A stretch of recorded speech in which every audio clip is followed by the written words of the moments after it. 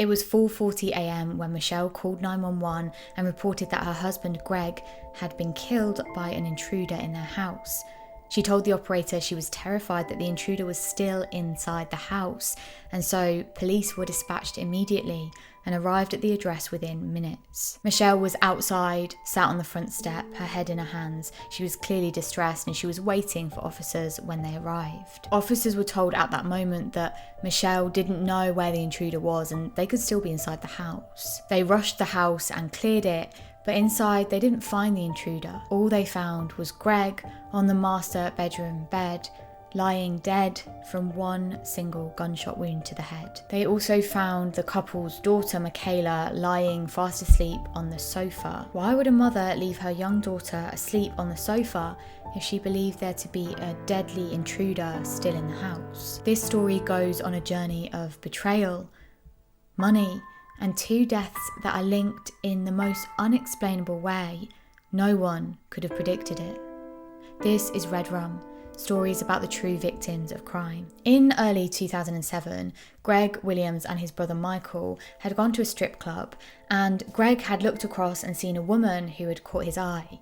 That woman was Michelle Zahn. She was a single mother of 3. When she was 17, she'd had a baby boy, and after breaking up with the baby's dad, she met a new partner and got pregnant again, giving birth to her second son aged 24. It wasn't long though before the pair broke up, and she began working pretty much full-time in the strip club to support her children. Greg and Michelle got on very well. The pair were very different in their day-to-day life. Greg worked as a computer engineer and he was extremely motivated to do well. He would spend his time doing martial arts and he'd go to the gym every single day. At one point in his life, he was actually practicing to become a bodybuilder alongside working as a computer engineer. He also had a child from a previous relationship, and she was 10 years old when Greg met Michelle. It wasn't long before Greg introduced his now 10-year-old daughter Taylor to his new girlfriend. Michelle also introduced Greg to her 2 now adult sons, but reportedly they did not like him. They found him arrogant and didn't want a stepdad in their lives. On top of this, Greg's family didn't seem to like Michelle either. They had quite a negative view of her from very early on. They thought that she was just after Greg for his money, and they commented a number of times on not liking her promiscuous nature. Despite that clashing of families, just a few months after they'd met, they decided to get married and the ceremony took place. The event was lavish with no expense spared, and after the marriage, they continued spending money. Michelle liked this new lifestyle that she had, and she would spend every bit of money that she could get her hands on. The couple got expensive matching cars, and they also moved to an expensive neighbourhood in Keller. It was a gated community. The house they lived in cost around $800,000, and they said that they felt safe there. Greg was out working long hours, trying to help the business thrive and earn a lot of money so that they could continue with this lifestyle. And whilst he was out making that money, Michelle began to become really bored with her life. She said she wanted a project. And so she asked Greg if he would buy her a shop that was in town. It was a local frozen yogurt store. Greg said yes. He saw this as a really good opportunity for Michelle to get out of the house, run her own business, and start contributing to the family's finances. The frozen yogurt shop was a dream, and Greg had agreed to buy it for Michelle, so he did. And just as they were starting to get things going, they actually had to put things on hold pretty early on because Michelle became pregnant and she gave birth to her and Greg's first child together, a little girl who they called Michaela. And he had high hopes that the two sisters would get on well together and they could really have a strong, solid family unit. That dream was shattered pretty early though, when Michelle became extremely unwell. She was rushed to hospital and tests were run on her. And when those test results came back, it showed that she had an extremely dangerous level of antidepressants and narcotics in her system. Michelle said she hadn't intentionally taken them, but she knew exactly what had happened. She said that Greg's now 12-year-old daughter, Taylor, had crushed up the pills and put them in her drink and then given it to Michelle. She said that this 12-year-old, Taylor, had tried to poison herself and their brand new baby girl, Michaela. Greg was understandably confused, but Michelle said it was obvious to her Taylor was acting out because she was jealous of all the attention that baby Michaela was getting, and so she'd done this to spite them. She and Greg decided that the best thing to do would be to ship Taylor off to a drug rehabilitation centre for young adults and teens. Remember that Taylor's only 12 years old at this point. She has no record of ever having dabbled with drugs before, and she's not been a bad child. She's been a really good child up to this point. This is the first example of where she's really been rebelling, so said Michelle. After that, Michelle started running that frozen yogurt shop that Greg had bought for her.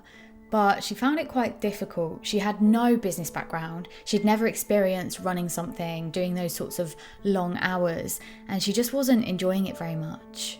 Even so, she continued going, her hours getting shorter and shorter, handing off the work to other people in the yogurt shop. But generally, the life that Michelle and Greg led was continuing pretty uneventfully for them. But that all changed on the 3rd of October 2011, when Greg had been shot by that intruder in his own house, and at 4:40 a.m, Michelle had dialed 911. Michelle said that she and Michaela had been sleeping together on the sofa when she'd been awoken by a loud noise. She went to investigate and made her way towards the bedroom. As she got there, she saw a black figure, so someone in dark clothing, she said, standing over the bed that Greg was in.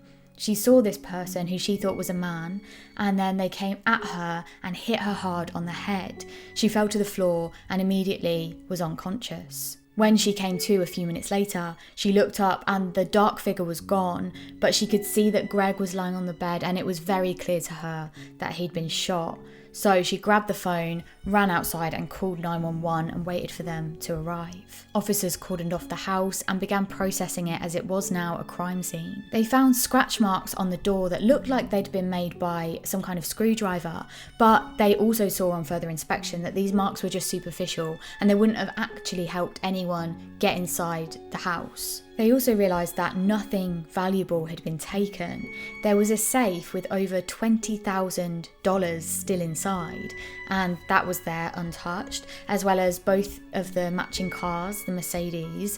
All the jewellery was still in the house, and Michelle said herself that it didn't seem as if anything had been taken. The forensic team had a lot to be getting on with. As you can imagine, they're in a house, and so DNA evidence and fingerprint evidence, there's going to be a lot of it. So what they needed to do was try and exclude any of the family members and the friends if at all possible. But when they were conducting those forensic tests, they found that the surfaces near to where the crime had actually happened had all been wiped clean. There was no way the investigating team were going to be able to get any DNA or fingerprint evidence from those cleaned areas. Michelle went straight to the police station and gave them a statement as to what had happened that night. And she gave the same story that she'd given before, almost word for word, and she repeated this throughout the night a number of times. They asked if she knew of anyone who would have wanted to kill Greg, and she gave them a list of a few different people, one of whom was his ex-wife, Kathy Williams. The forensics came back, and they showed that the gun that had been used in the murder was Greg's own gun. When they were doing a sweep of the crime scene, they'd actually found that gun placed by the back door. And I say placed because it did seem as though it had been placed down, not just discarded. And next to that gun was also a wrench. The gun was always kept in Greg's bedside table, and the reason this is significant was because Greg had been shot on the opposite side of his head. So whoever the perpetrator was, they had gone into Greg's nightstand, taken the gun out, walked round the other side of the bed and then shot him. As you can see from this picture, Michelle's face was bruised. She said it was from being hit by the intruder with the wrench. And that same wrench was found beside the gun and the casing by the back door. This was puzzling to officers because that meant the intruder had come in, not brought any weapons of their own with them, gotten Greg's gun from his bedside table, walked around the bed and then killed him, hit Michelle with the family's wrench, and then discarded them all by the back door before they left. But officers were not believing Michelle's story, and they had started to ask her some more detailed, more specific questions to try and catch her out. And during these more detailed questions, detectives revealed to Michelle that they did not believe her story at all. After looking at the crime scene and the evidence that was there, her story just wasn't making sense, and there was a lot that wasn't adding up. it was with that push that Michelle changed her story. In this new version of events, Michelle said that she had gone to sleep with her daughter on the sofa, as she said before, and she'd been woken up by a loud bang. But this time, when she went to investigate, it was just Greg lying there, and it was clear to her that he'd taken his own life. She said she'd made up the intruder story because she wanted to protect her daughter from the truth. She added that Greg had been depressed and he had alluded to trying to take his own life before, but there was no evidence or any other witness accounts that helped to support this version of events. When Michelle went on to talk about other inconsistencies at the crime scene, she said that she'd ended up hitting herself with that wrench in the face. She said she'd done that because she needed to make the intruder story seem more real. Again, she said this was all to help it seem as though her husband hadn't taken his own life and it was all for his own good. Again, this version did not make sense with the crime scene evidence. Remember that the casing had been found next to the gun by the back door. If Greg had shot himself, the gun and casing would be beside him, not by the back door. Of course, Michelle had an explanation for this. Quote, "I couldn't even look at him. There was blood everywhere. I took some Clorox wipes. I had Clorox wipes all over the house. I wiped the gun with the blanket he had right there, and I set it down. Then I had to figure out what the hell to do at that point. I opened the door and put the gun by the door." What Michelle didn't have an explanation for was the ballistics evidence. They concluded that the shot had been made anywhere between 6 and 24 inches away from Greg's head. Again, this is significant because if Greg actually had done it to himself, it would be extremely unlikely that he'd hold the gun that far away from his face. Officers didn't exactly believe Michelle, but they didn't have a whole lot of evidence to go on, and so they had to let her go. They did manage to charge her with evidence tampering, but she made bail pretty much straight away, and so she left prison, and her 2 sons came up immediately to support her and be with her at this difficult time. Andrew actually ended up arriving first to be with his mum, and so he helped her clean up the crime scene and the bed because Michelle needed to go back to her home and live there and sort of try and carry on with everyday life. The problem the detectives had with charging Michelle was that there was no actual DNA evidence linking her to the crime. When she'd first gotten to the police station on the night Greg had died, her clothes were taken and gunshot residue tests were taken out on her, but no evidence was found. By all accounts, the evidence that they had was circumstantial. The GSR test had come back as negative, but we know that you can remove GSR just by washing your hands or simply brushing it off of your clothes. So that wasn't a dead certain, but also there was no GSR found on her, so they couldn't use that. And on top of that, there was no DNA or fingerprints found on the murder weapon. Michelle had even admitted to cleaning up the crime scene because she didn't want her daughter to learn what she said her dad had done. But even those Clorox wipes that she'd used, she'd flushed them straight down the toilet, so they couldn't be processed either. Unfortunately, as the prosecution was preparing for trial, they discovered that the Keller Police Department just hadn't done a very good job at processing the scene at the time. The small team just weren't experienced in dealing with murders. And although they were briefed on this case being a home invasion and the absolute necessity of preserving evidence, they just didn't have the resources or experience necessary. The medical examiner received Greg's body wrapped in the bed sheets, which meant that the bed sheets hadn't been preserved for evidence and now they couldn't be. And there were a number of other items that had cross-contamination on them from the gathering of evidence. And Michelle said that she had no reason to kill Greg. He sustained her lifestyle. She said that more than anything, when Greg was there, things were okay. She added that the day Greg had died was just 2 days before they were due to close on a house, and they were in the process of designing their daughter's new pool. She said they were excited to be bringing their daughter up together. She couldn't imagine her daughter growing up without a dad. A new piece of evidence, however, came to police sort of out of the blue. When Michelle's sons had learned of Greg's death, they'd rushed back to Keller to come and support their mum with dealing with that. And you might remember that Andrew was the one that had come back first. He'd arrived there and he'd actually helped his mum clean up the crime scene. After they'd finished, Michelle pulled Andrew to the side and said she needed to ask him for a favour. Quote, "I want you to call a friend. I want you to do this. I want you to have them go and buy an extra large sweater, wear garbage bags so that the DNA doesn't get on it. go out somewhere and shoot a pistol with that sweater on. Andrew said that his mum then told him to take that sweater and plant it in Greg Williams' ex-wife Kathy's car. Then he was supposed to go to a phone box and make an anonymous call to the Keller Police Department and say that they thought Kathy had killed Greg. Andrew could not believe what his mum was asking him to do. He said, quote, she was having a mental breakdown. He added that he was never going to do it, he just had to say okay and walk away. And then, a short while later, while the heat was really turning up on Michelle, she asked her son Andrew the unthinkable. She asked Andrew if he thought that his brother, her other son, Lee, might have killed Greg. It's clear now that Michelle was extremely worried about the direction the investigation was going in, and so she needed to plant reasonable doubt that someone else had killed Greg, and she chose her own son. But by now, Andrew knew that his mother had been dishonest, and he knew he needed to do something about it. He was worried what might happen if he told the police, but ultimately he decided that he had to. Quote, my brother, he's got military training. He would not break into someone's house and use their gun. Why would you break into someone's house and take their gun, you know? Officers could not believe that she had ultimately accused one of her sons. They thought that it was a huge risk and an extremely shady thing to do.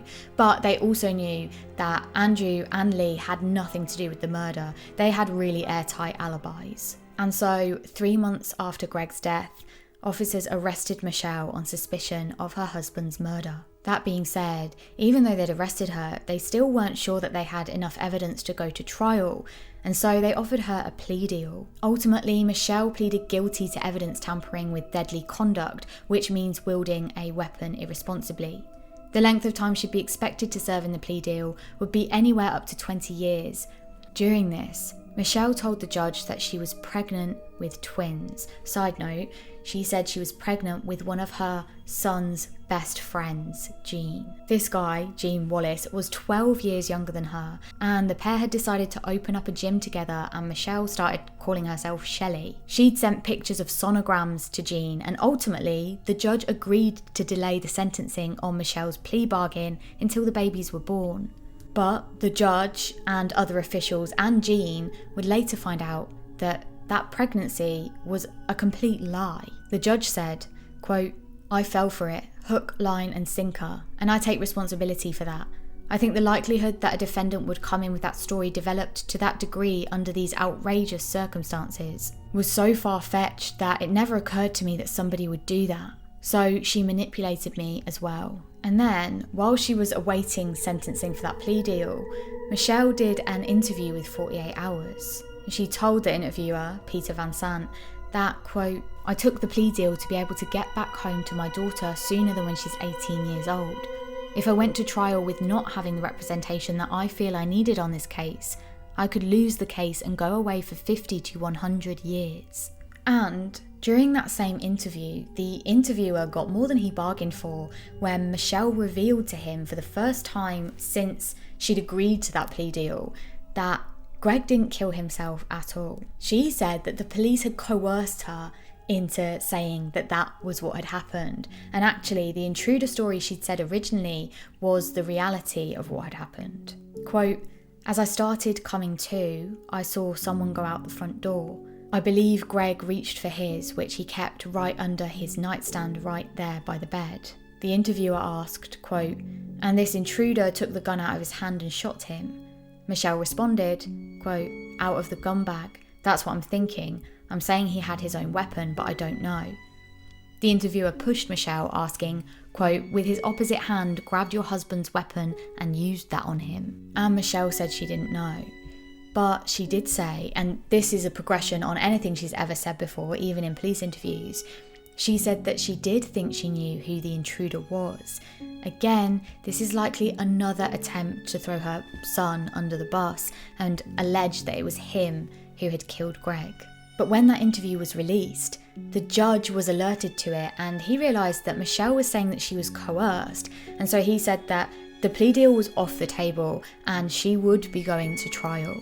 In that subsequent murder trial, Michelle's own son, Andrew, actually ended up testifying against her. Now, the jury didn't have any details of the lies or manipulation that had gone on over the last few months. They'd have to make their decision purely on the evidence and the witness testimony presented at trial. The prosecution presented that the main reason for Michelle wanting to get rid of Greg was, shock, money. Forensic accountants detailed that Greg was earning over $800,000 a year, but the family were in quite a dire financial situation. They'd just agreed to put this down payment on a house, but Michelle had to reveal to Greg that they only had around $30,000 in their accounts in total, nowhere near enough the money they would need for that down payment. And Michelle had signed off $104,000 in withdrawals. The prosecution alleged that Michelle had told Greg that night that they couldn't afford the down payment, their finances just weren't in order. They alleged that that was likely the final straw for Greg. He wasn't going to take it anymore. She would not be spending any more of his money. In that moment, the prosecution alleged that Michelle saw she only had one choice: get rid of Greg and take his $850,000 life insurance policy. But she had a problem. Greg couldn't be found to have died by his own hand because the insurance wouldn't cover that. She needed to make it look like it had happened some other way, and that's when she came up with the intruder story. It took the jury 7 hours to find Michelle guilty of murder, and she was handed a 60-year sentence. And on top of that, her sons, Michael and Andrew, no longer speak to her. Quote, "Today I can believe it, and it's because I finally let go of trying to believe that I still have a mother." But that is not where this story ends. Michelle's former sister-in-law, also called Michelle, so in this story I'm going to call her Fletcher, said that a little under a year before her brother Greg was murdered, she said goodbye to her husband Bryn and saw him leave the family home to go on a work trip. Her husband Bryn and her brother Greg were best friends, and they worked together. That day, Bryn had even borrowed Greg's truck for a work trip. Bryn was following directions that Michelle had given to him. That was because he was English and he just didn't know the roads very well. But when Bryn never returned home, and Fletcher hadn't received any kind of phone call from him, she began to worry. She contacted everyone she knew, but no one had heard from Bryn, including Greg. It turned out, just an hour into the drive, Bryn had pulled off of the highway for some unknown reason. His body had been found soon after with a single gunshot to the head, very similar to how Greg's had been found. The coroner determined that it had been a suicide, but Fletcher did not believe that for 1 second. She believed that Michelle Williams had killed Bryn. After the trial for Greg's murder, Fletcher said that she believed Bryn had been killed because he was on to Michelle. He was going to expose her as a liar with regards to Greg's first daughter's, Taylor's, drug habit and the alleged poisoning that she'd done to Michelle. And on top of this, she said that Bryn would probably have exposed to Greg that Michelle's money spending was completely out of control. In fact, Michelle had been the one to convince officers not to talk to Fletcher when Bryn was found. She said Fletcher would be far too upset and that she'd take care of everything instead, including organising for Bryn's body to be cremated the very next day. The police report said that Bryn was shot on the right side of the head. According to them, it was an open and shut case, but Bryn was left-handed. Either way, Bryn's death is quite suspicious given the circumstances. And we know that Michelle Williams was not only willing to kill her own husband, her daughter's father, but she was also willing to frame one of her sons for that murder. Thankfully, the evidence and the jury were able to convict Michelle, and she'll be behind bars for at least the next 60 years. Thank you for watching this episode of REDRUM. If you enjoyed it, please click the thumbs up button. Let me know if you've got any case suggestions down below, and I will see you next week for another episode of REDRUM. Bye.